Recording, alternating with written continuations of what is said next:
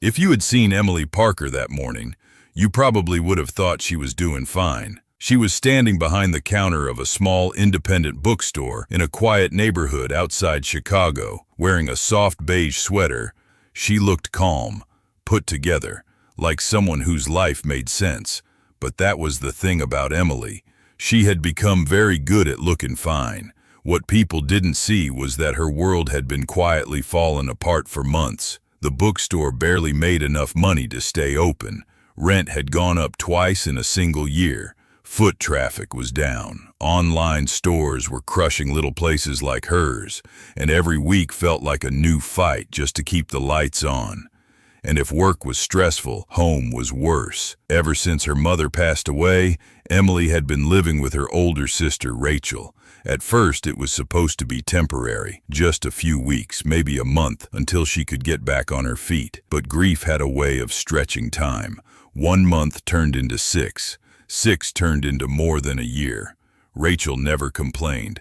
She loved Emily, and she always said family takes care of family. But Rachel's husband, Mark, saw things differently.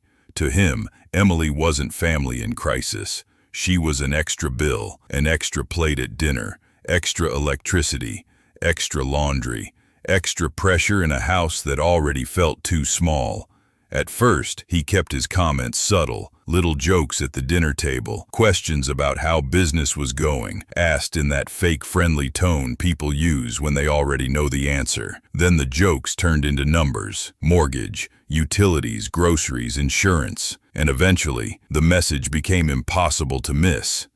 Emily needed to figure something out, fast. That night, she sat silently at the edge of the dinner table, while Mark talked about rising costs and grown adults needing to stand on their own 2 feet. He never said her name directly. He didn't need to. Rachel kept trying to soften the conversation, but Emily could see the exhaustion in her face. That was the part that hurt the most. Not Mark's irritation, Rachel's tired silence. Emily had always promised herself she would never become someone other people had to carry, never become a burden. But sitting there, staring at the untouched food on her plate, she realized that was exactly what she had become. Later that night, lying awake on the pull-out couch in the small guest room, Emily stared at the ceiling and did the math again. Her savings were nearly gone. The shop might not survive another season. Her sister was drowning in a marriage that looked more controlling every day. For the first time in her life, she allowed herself to think something she had always been too proud to admit.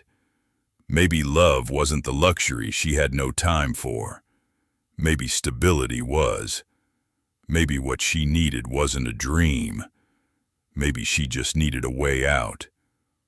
And by the next morning, without fully understanding why, Emily would meet someone who was about to change her life forever. The next Saturday, Emily woke up earlier than usual and decided to go to the farmer's market before opening the bookstore. She told herself she was only going for practical reasons. Fresh fruit was cheaper there. So were eggs, bread, and flowers she sometimes placed by the register to make the shop feel warmer. But the truth was, she also needed air. She needed to get out of the house, out of her thoughts, out of that heavy feeling she had carried all night. The market was already busy by the time she arrived. Vendors stood behind neat rows of peaches, honey jars, homemade jam, fresh herbs, and baskets of tomatoes still dusty from the field. Emily had just paid for a loaf of sourdough and a bag of apples when she noticed an older woman a few steps ahead of her. She was elegant in a quiet, old-fashioned way. Not flashy, just polished. Emily saw the moment it happened. The woman's heel caught on the uneven pavement. Her body tilted. The bag slipped. And before anyone else reacted, Emily dropped what she was holding and rushed forward. Careful! She caught the woman by the arm just before she hit the ground. One of the grocery bags tore open, sending oranges rolling across the pavement. A small crowd glanced in their direction, but no one stepped in. Emily knelt immediately, gathering the fruit before it could roll under the nearby tables. "Are you okay?" she asked, looking up. The woman blinked in surprise, then gave a soft, embarrassed laugh. "I think my pride is more injured than anything else." Emily smiled. "That's fixable." She checked the older woman's hand, then her ankle, making sure she wasn't seriously hurt. Once she was certain the woman could stand, Emily helped her to a nearby bench. Emily picked up the torn bag, looked at the cracked eggs, and without hesitating, turned back toward the nearest vendor. A few minutes later, she returned with a fresh carton, a new bag of oranges, and another loaf of bread to replace the one that had been crushed. The woman looked up confused. "Oh no, sweetheart, you didn't have to do that." "I know," Emily said simply. "I wanted to." The woman studied her for a moment, and something in her expression shifted. Not just gratitude, curiosity. Most people were polite in public, but kindness without calculation? That was rarer. "What's your name?" the woman asked. "Emily." "Well, Emily, I'm Margaret." Emily sat beside her for a minute, mostly to make sure she was steady enough to leave. But Margaret didn't seem in a hurry anymore. In fact, she suddenly looked very interested in conversation. "So tell me, Emily," she said, adjusting the sleeve of her coat. "How old are you?" Emily blinked. 26. "Married?" Emily almost laughed. "No." "Engaged? Secret boyfriend? Bad breakup? Terrible dating history?" Emily smiled despite herself. "None of the above." Margaret tilted her head. "That's hard to believe. A sweet girl, pretty face, good manners, and you're telling me no man has claimed your time yet?" Emily lowered her eyes, suddenly shy. "I guess I've just been busy trying to survive." There was no self-pity in the way she said it, just honesty. Margaret noticed that too. "And what kind of man would you want?" Margaret asked, "if life ever gave you the time to want one?" Emily let out a quiet breath and thought about it more seriously than she expected. "Someone steady," she said at last. "Someone who doesn't make life harder than it already is. Someone kind. Someone who means what he says." She gave a faint smile. Nothing dramatic. Nothing fancy. Margaret looked at her as if she had just heard the exact answer she'd been waiting for. Not rich, not powerful, not exciting, steady, kind, honest, interesting, very interesting. By the time Emily stood to leave, Margaret had already made up her mind. This girl, she thought, would be perfect for her grandson. And for the first time in a very long time, Margaret felt something close to excitement. Because her grandson had money, power, and a last name that opened every door in the city. What he did not have was a woman who could look at him without seeing dollar signs. But now, maybe he finally had a chance. And Emily, still thinking she had simply helped a stranger at the market, had no idea that one small act of kindness had just set the rest of her life in motion. When Emily got back home that afternoon, the house was already tense. She heard Mark before she even stepped into the kitchen. His voice had that sharp, controlled edge people used when they wanted to sound reasonable, even while being cruel. Rachel stood near the counter with a stack of unopened bills in her hands, her shoulders tight, her face pale. Mark was going over numbers again: mortgage, credit cards, groceries, insurance, gas, talking like he was delivering a business presentation instead of speaking to his wife. "We cannot keep doing this," he said. "Something has to change. I'm not running a charity." Emily froze in the hallway. Rachel saw her first. For a second, her sister's eyes widened, almost like she wanted to protect her from hearing the rest. But it was too late. Mark turned, noticed Emily, and gave a dry little laugh. "Well," he said, "since we're all here, maybe this is the perfect time to be honest." Rachel immediately stepped in. "Mark, stop." But he didn't. "No, really. "Let's talk honestly," he said. "I work every day. Rachel works every day. And somehow we're still carrying a full-grown adult who can't support herself." Emily felt the blood rush to her face. Rachel looked mortified. "She's trying." "I'm sure she is," Mark replied, "but trying doesn't pay bills." That sentence landed harder than Emily expected. Not because it was loud, because it was exactly the kind of thing she had been afraid of hearing.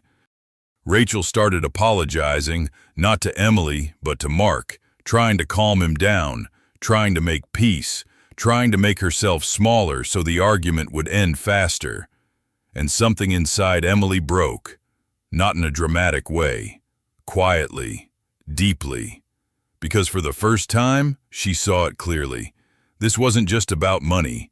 Rachel was shrinking inside her own marriage, and Emily, by staying there, was giving Mark one more weapon to use against her. That night, Emily packed a bag. Not much, just the essentials. A few clothes, a toothbrush, a notebook, the key to the bookstore, and the old photo of her mother she kept tucked inside a novel by her bed. She sat on the edge of the pull-out couch, staring at her phone for nearly 10 minutes before finally opening Margaret's number. It still felt absurd, completely absurd. But her life already felt absurd. So what exactly did she have to lose? She took a breath and called. Margaret answered on the second ring. "Emily," she said warmly, as if she had been expecting this call. "I was wondering when you'd reach out." Emily closed her eyes for a second, embarrassed already. "You're going to think I'm crazy." "My dear," Margaret said, "I've lived long enough to know that the craziest decisions are sometimes the most useful ones." Emily gave a nervous laugh, then lowered her voice. "That thing you said at the market, about your grandson," she began. "Were you serious?" There was a pause. Then Margaret answered, calm and clear. "Yes, I was." Emily swallowed. "And if," she said carefully, "someone was in a situation where she needed to leave home quickly, and if she wasn't looking for romance or money or anything like that, and if this was just practical."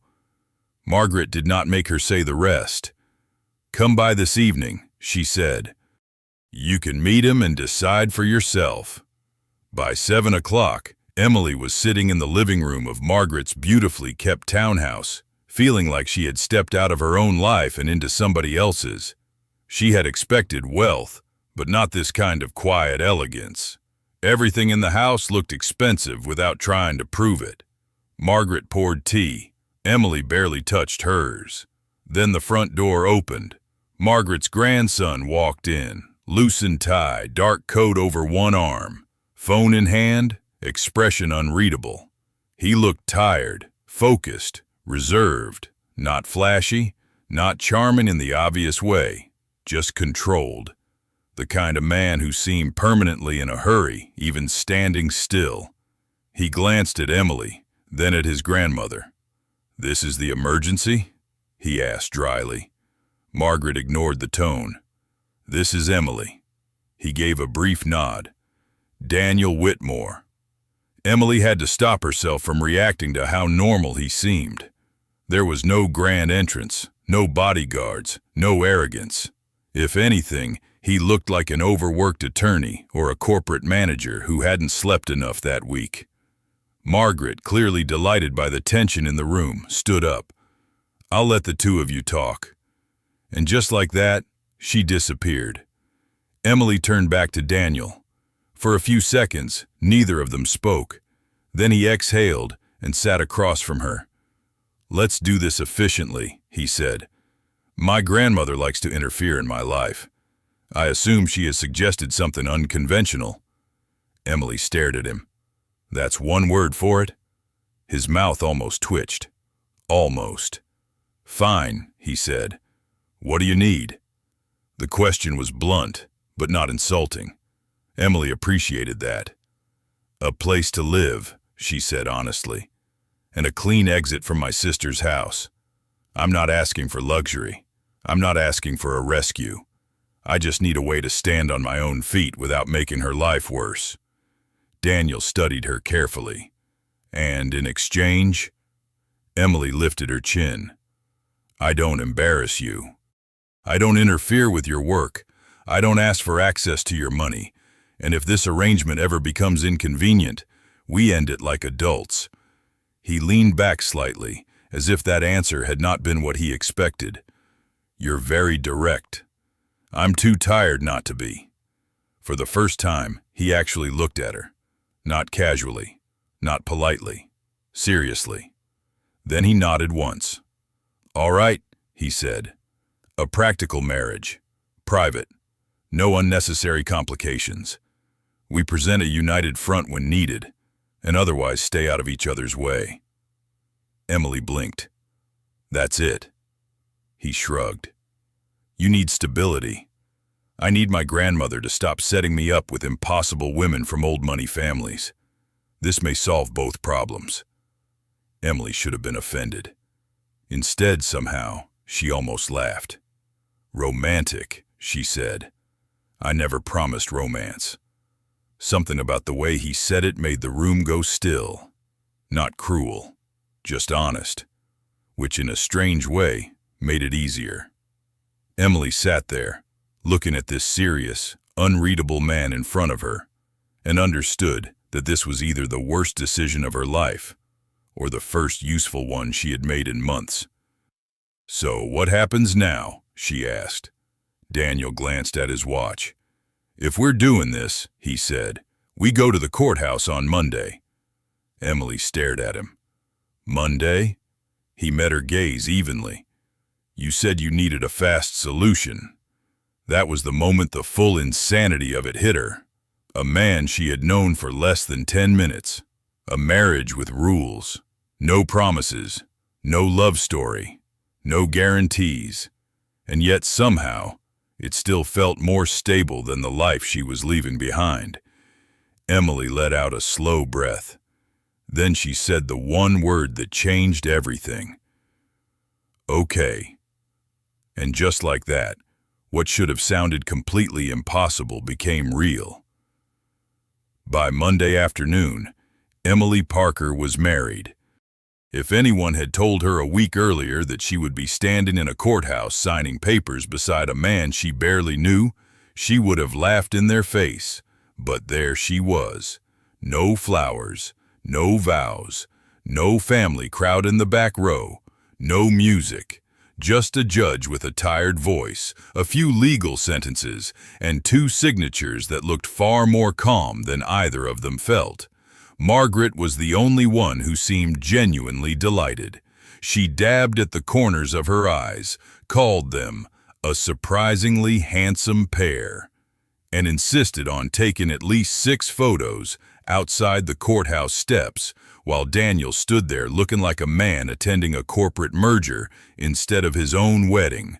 Emily should have felt panicked. Instead, she mostly felt numb, not unhappy, not excited, just suspended somewhere between disbelief and exhaustion. Afterward, Daniel had to leave almost immediately for work. That, Emily was quickly learning, was the rhythm of his life. Work first, explanations later. He gave her a key card, a quick apology, and an address spoken so fast she had to ask him to repeat it twice. Even then, by the time she arrived at the building that evening with 1 suitcase and 1 tote bag, she realized he had forgotten to give her the full apartment number. She stood in the lobby of an elegant high-rise with polished floors, fresh white orchids, and a front desk that looked more expensive than her entire bookstore inventory. For a moment she felt completely ridiculous, a temporary wife with half an address and a suitcase. Perfect. The concierge, after checking her name and making a discreet phone call, finally led her upstairs. When the elevator doors opened, Emily stepped into a quiet hallway and found Daniel's apartment at the far end. The first thing she noticed when she entered was the silence. The place was beautiful in the kind of way that didn't invite comfort. Clean lines, neutral colors, floor-to-ceiling windows, furniture that looked expensive and barely touched. Everything was controlled. It didn't feel like a home so much as a place where a successful person occasionally slept between meetings. There were no family photos, no clutter, no signs that anyone laughed there. Emily set down her bags and turned in a slow circle. "Well," she murmured to herself, "at least one of us has our life together." Daniel didn't get home until nearly 10:30 that night. Emily had already unpacked her suitcase into the guest room, showered, and made herself a grilled cheese in a kitchen so spotless she felt guilty using the stove. She heard the front door open, followed by the sound of measured footsteps and the quiet metallic drop of keys onto the entry table. A second later, Daniel appeared in the doorway, still in his work clothes, sleeves rolled, tie loosened, exhaustion written all over him. His eyes moved over the apartment, registering the small changes instantly. A lamp turned on in the corner, a folded blanket over the back of the sofa, her tote bag by the kitchen island. Then his gaze landed on the front door. He paused. "What's this?" he asked. Emily looked up from the glass of water in her hand. "A new deadbolt." Daniel stared at her. "You changed the lock?" "I added a lock," she corrected. "The building is secure, but the door only had one basic system. I wasn't comfortable with that." He set his briefcase down more carefully than necessary. "You did that on your first day?" Emily crossed her arms. "I had free time." His expression tightened. Not angry exactly, but definitely irritated. "This is not the kind of thing people usually do without asking." Emily held his gaze. "Most people probably don't move into a stranger's apartment after marrying him on a Monday afternoon." That stopped him. For half a second, she thought he might argue. Then unexpectedly, he let out a short breath that was almost a laugh. "Almost." "I suppose that's fair," he said. She softened a little. "I wasn't trying to overstep. If I'm living here, I need to feel safe." Something in the way she said it changed the room. Not dramatic, just sincere. Daniel looked at her again, more carefully this time. He wasn't used to explaining himself, and he definitely wasn't used to anyone making changes in his space. But this wasn't recklessness. It wasn't entitlement. It was practicality. And, he realized, courage. Emily wasn't acting like someone who had married into comfort. She was acting like someone trying to survive with her dignity intact. Daniel reached into the inside pocket of his coat, pulled out an envelope, and set it on the counter between them. "For household expenses," he said. "Groceries, transportation, whatever you need." Emily looked at it, but didn't touch it. "How much is in there?" "It doesn't matter." "It matters to me." Daniel's jaw shifted slightly. "Emily, you live here now. You don't need to count every dollar." She gave him a small, humorless smile. That must be nice. The words weren't sharp, but they landed anyway. She walked to the counter, placed 2 grocery receipts beside the envelope, and slid them toward him. "I bought a few things for the kitchen," she said. "Bread, eggs, coffee, dish soap. My half is already covered. If there's a system you want, we can make one. But I'm not going to sit here and let you finance my existence like I'm some charity case." Daniel looked at the receipts, then back at her. Most women he knew would have taken the envelope without opening it. Some would have expected more. Emily, standing barefoot in an oversized t-shirt in a spotless kitchen she had no claim to, was arguing for the right to pay for her own groceries. It was so unexpected that for a moment he didn't know what to say. "I didn't mean it like that," he said at last. "I know," Emily replied, "but I mean it like that." There was a beat of silence. Then, without another word, Daniel took the envelope back. Not offended, not amused. Just thoughtful. Emily noticed the shift too. The irritation was still there somewhere, the awkwardness too, but now something else had entered the room. Respect. Not the easy kind, The kind that arrives reluctantly and stays because it has a reason to. Daniel loosened his cuffs and glanced toward the kitchen. "Did you really make grilled cheese in here?" he asked. Emily blinked. "Yes." He looked horrified. "In a cast-iron pan?" "It was the best pan. That pan costs more than most microwaves." Emily stared at him for one long second. Then she laughed. A real laugh this time. And to her surprise, the corner of Daniel's mouth moved too. Just barely. It wasn't warmth. Not yet. But it was the first crack in the wall. And Emily, who had married a stranger for practical reasons, suddenly had the strange feeling that the man she lived with might be far more complicated than cold. Because everything about Daniel Whitmore felt wrong for her life. Too private, too formal, too controlled, too distant. And yet, in ways she couldn't explain, he was already beginning to feel dangerous in a much quieter sense. Not because he frightened her, because she was starting to want him to understand her. If Emily had known who Daniel Whitmore really was, she never would have agreed to that marriage. Or at least, that was what she would tell herself later. Because the truth was, Daniel had not been honest with her.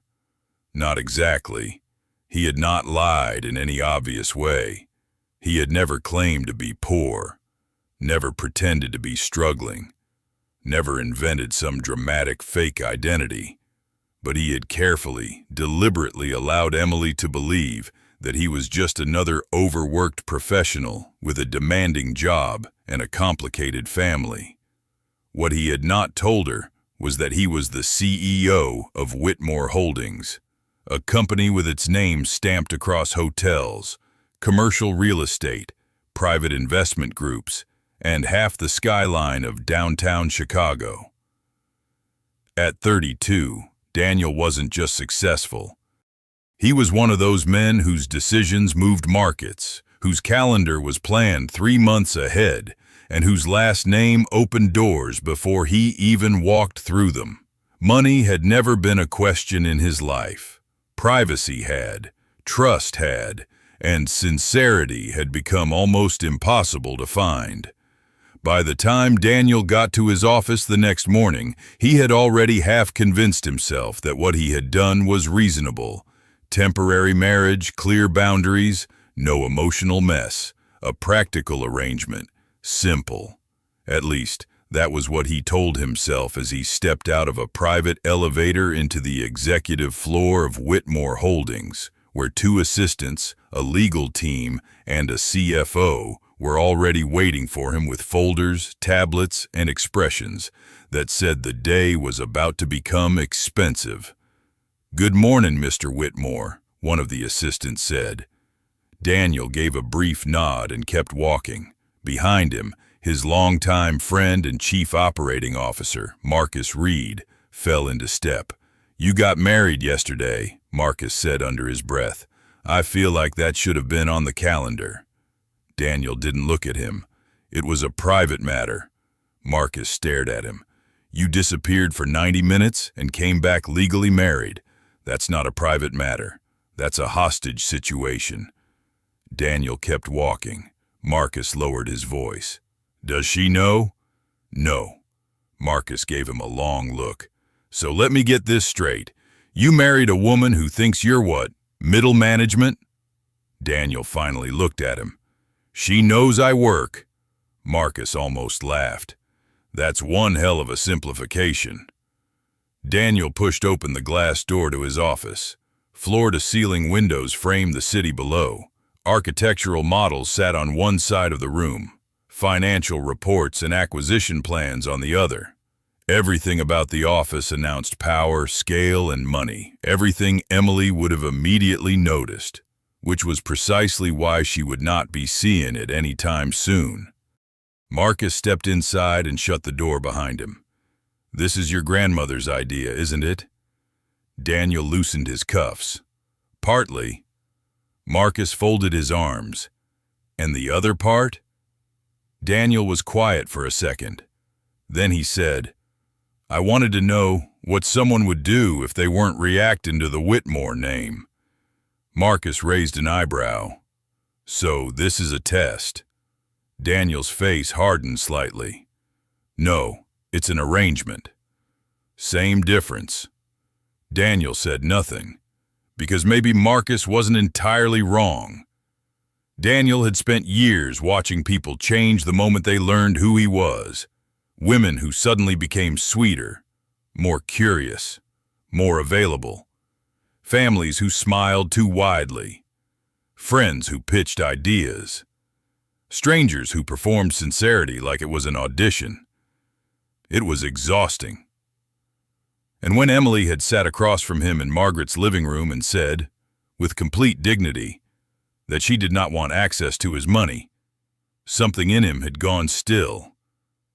He had believed her, or at least he had wanted to. Back across the city, Emily knew none of this. She was standing inside her bookstore that afternoon, shelving new arrivals, while her best friend, Natalie, leaned against the front counter holding an iced coffee and demanding details. "You got married," Natalie said for the third time, "to a man you met through an old lady from a farmer's market." Emily slid a hardcover into place. "That is technically correct." Natalie narrowed her eyes. "Emily, that is not a sentence a stable person should ever be able to say." Emily laughed despite herself. "I know how it sounds." "No," Natalie said, pointing at her. "I promise you, it sounds worse." Emily shook her head, smiling faintly. "It's not like that." "Then what is it like?" Emily thought about that. About the courthouse, the silent apartment, the envelope on the counter. The way Daniel seemed annoyed by human emotion, and yet somehow more decent than most men she had met. "It's strange," she admitted. "He's strange," Natalie leaned forward. "Strange bad or strange rich?" Emily snorted. "Definitely not rich." "Oh, you'd be surprised." "No, I would not," Emily said. "Trust me, he has money, sure, but not that kind of money." "What kind of money?" Emily turned to look at her friend. "The scary kind. The kind where a man walks into a room and everyone straightens their posture. The kind where he owns buildings and people whisper his last name like it means something." Natalie grinned. "Maybe he does." Emily laughed and shook her head. "No chance. Daniel's too contained, too tired, too normal in the weirdest possible way. If he were some billionaire CEO type, I would know." And that right there was the irony of it. Because at that exact moment, Daniel Whitmore was in a boardroom on the 48th floor, listening to a presentation about a 9-figure acquisition, while 6 executives waited for his approval before speaking. He did own buildings. People did whisper his last name. And Emily, who was now technically his wife, still had absolutely no idea. Later that evening, Margaret called her grandson. Daniel answered on the second ring. "What is it?" Margaret sounded far too pleased with herself. "So," she said lightly, "how is your lovely wife?" Daniel walked toward the windows of his office. "You're enjoying this too much." "Yes," Margaret said. "Very much. Does she still think you're ordinary?" Daniel was silent. Margaret smiled into the phone. "That means yes. She doesn't need unnecessary complications right now." Margaret gave a soft hum. "Be careful, Daniel. Men always say that right before they become the complication." He almost ended the call. Almost. Instead, he said, "She's different." Margaret caught it instantly. Not the words, the tone, that tiny shift in it. The one that meant Emily Parker was no longer just a solution to a problem. "She usually is," Margaret said gently. "The right one always is." Daniel said nothing to that.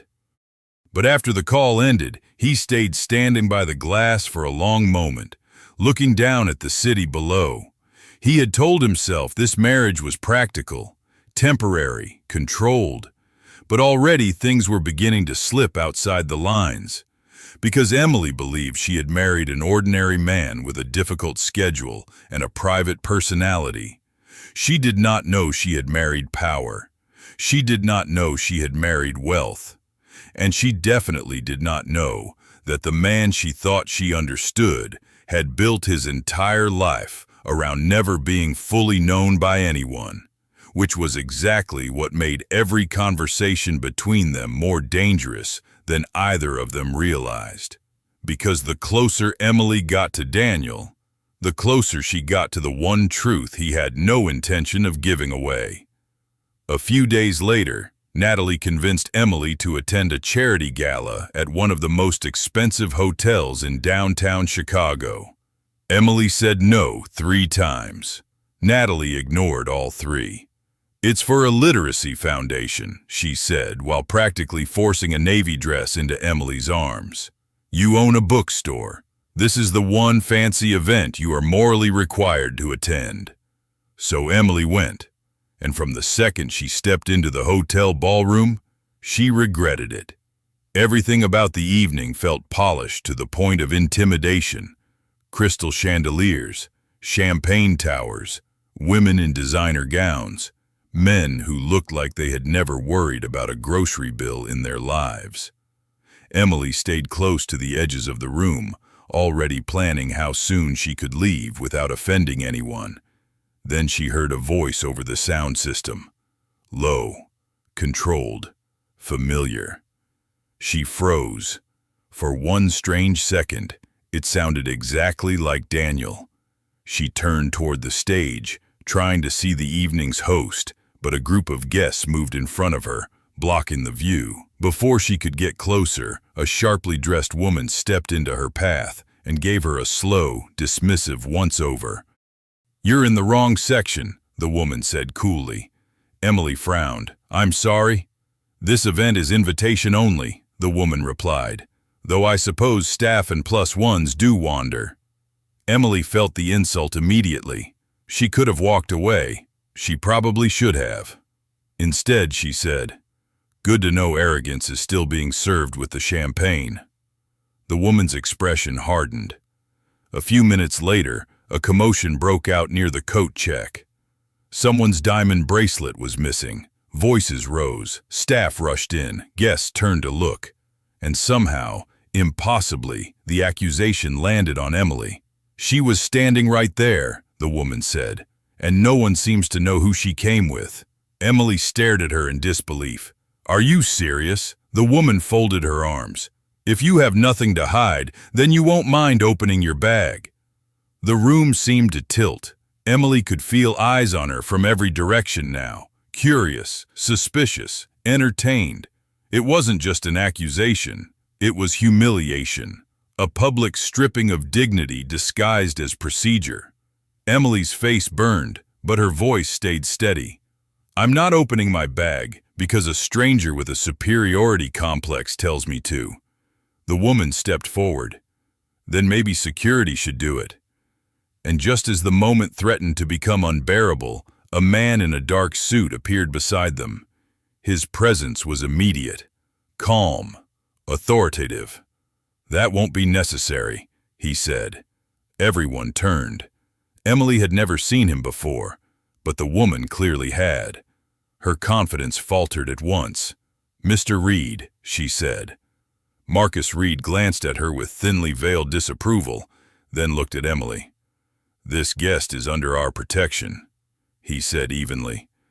"And unless you're prepared to make a formal accusation with evidence, this conversation is over."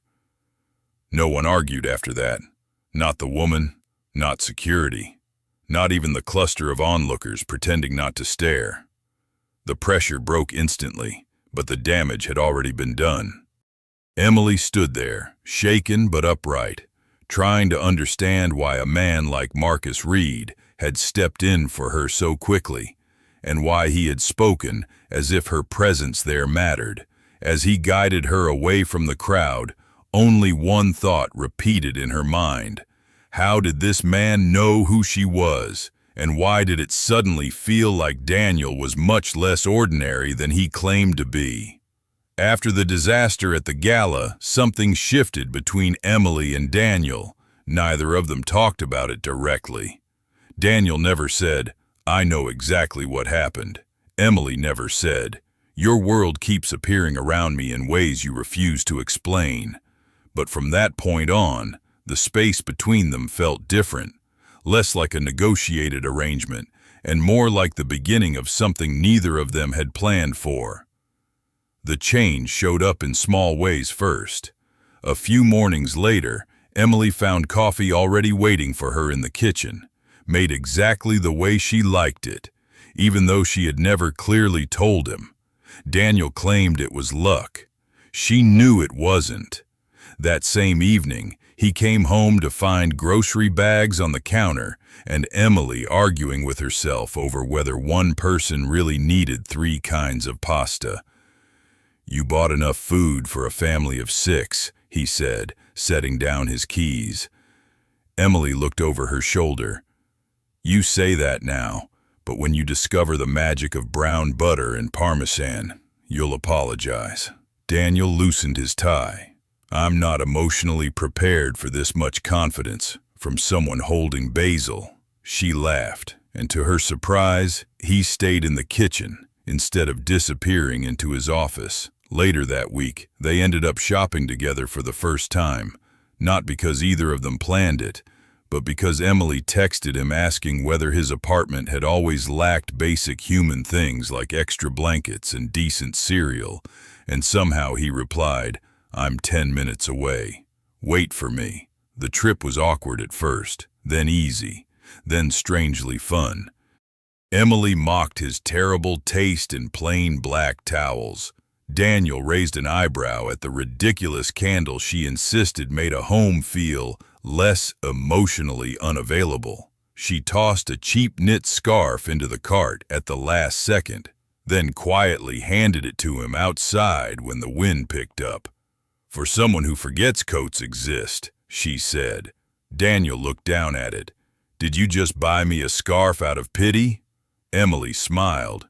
"No, out of irritation." He almost smiled back.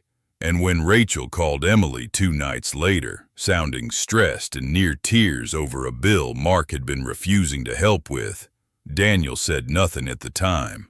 But the next afternoon, the issue was mysteriously resolved. No explanation, no credit taken. Just one more quiet thing he had handled without asking for gratitude. Emily noticed. She didn't mention it, but she noticed. The real test came that Sunday, when Rachel invited them both to dinner. Daniel arrived in a dark coat, carrying flowers for Rachel and a bottle of wine that Mark clearly recognized as far more expensive than anything he had ever brought into the house himself. Rachel blinked. Mark straightened almost unconsciously.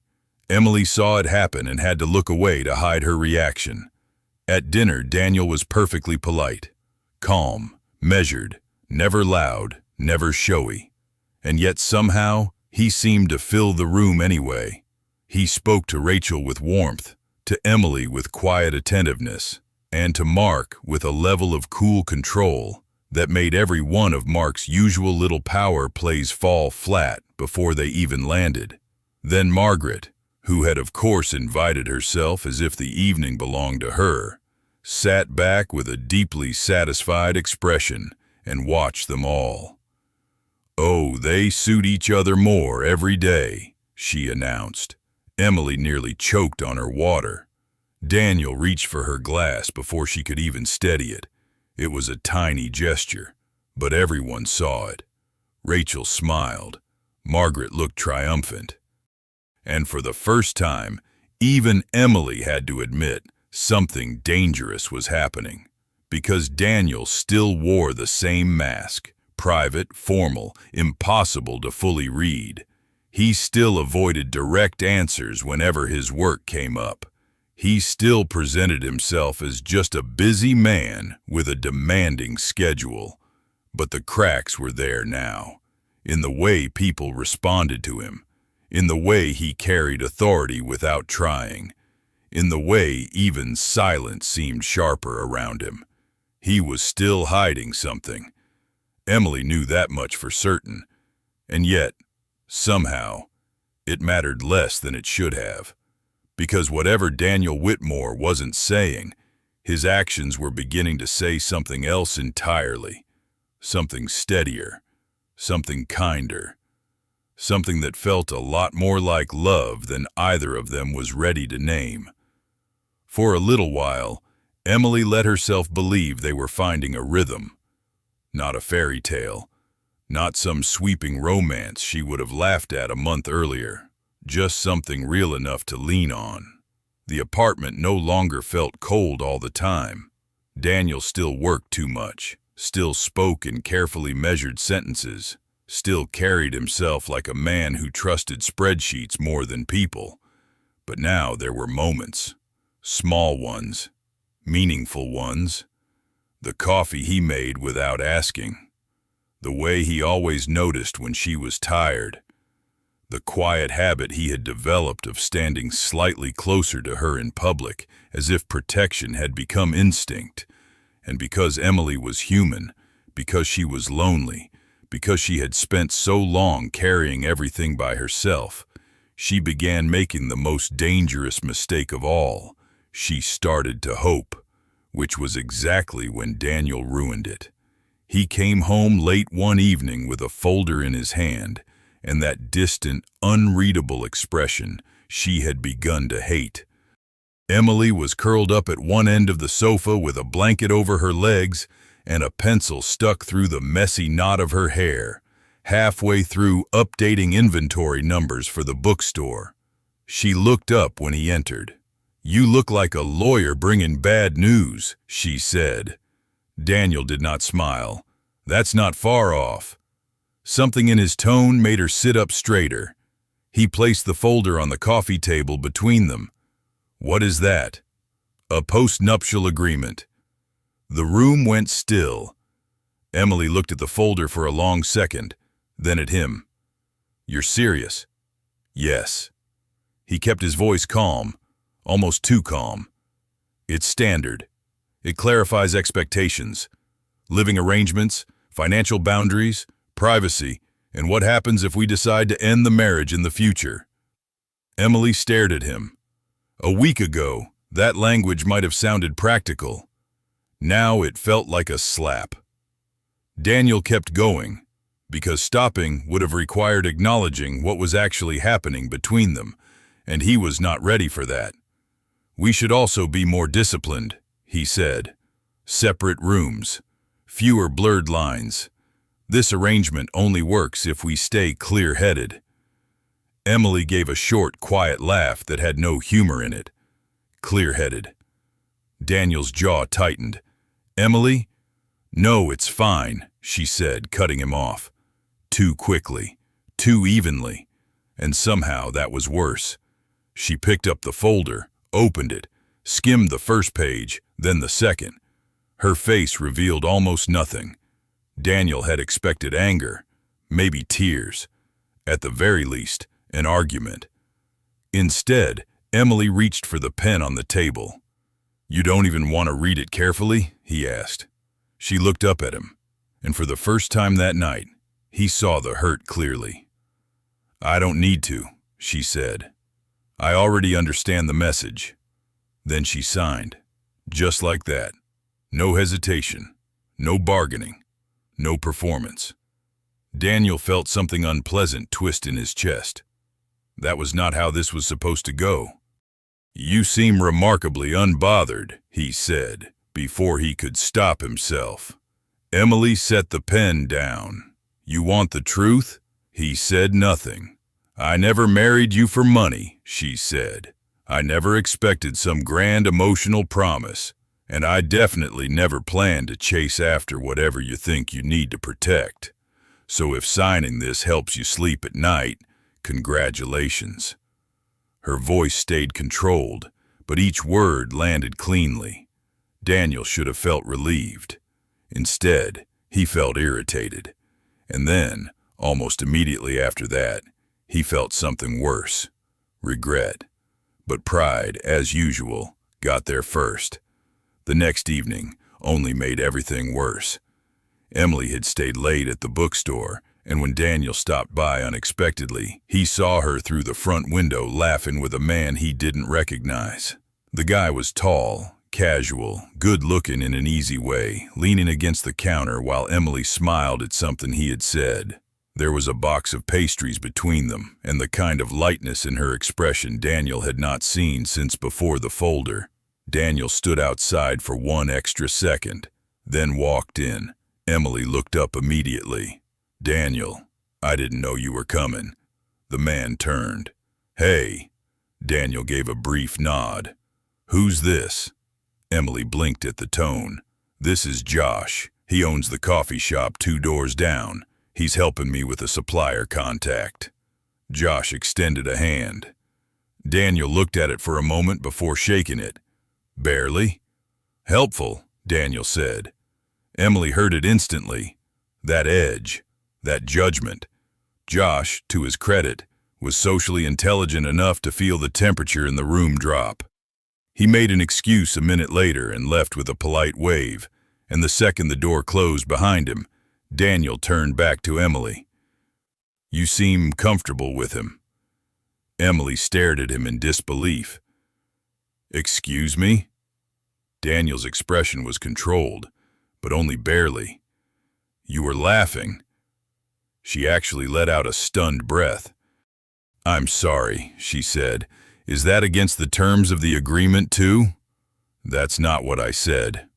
"No, it's just what you implied."